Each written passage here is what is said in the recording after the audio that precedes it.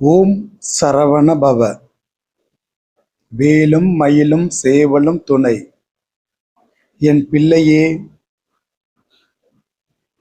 ஒரு தீய எண்ணத்தால் நன்மையான எண்ணத்தை வெளியே தள்ள முடியும் என்றால், ஒரு நல்ல எண்ணத்தால் தீய எண்ணத்தை அதே சக்தியோடு வெளியே தள்ள முடியும்.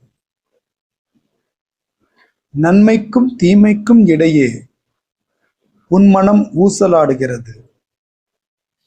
நல்ல எண்ணங்களுக்கு மட்டும் முக்கியத்துவம் கொடுங்கள். தீய எண்ணங்களை தவிருங்கள். மனதை சமநிலையில் வைத்துக் கொள்ளுங்கள். எண்ணத்தை சரி செய்தால் வாழ்க்கை சரியாகும். பண வரவில் இருந்த தடை முற்றிலும் நீங்கும்.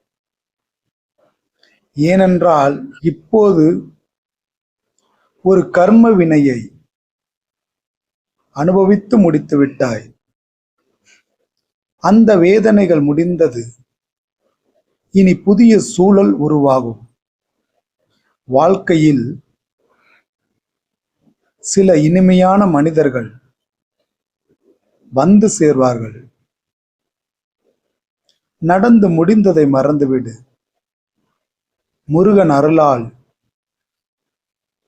என் வினை தீர்ந்து வருவதை காண்கிறேன் என்று பதிவிடு.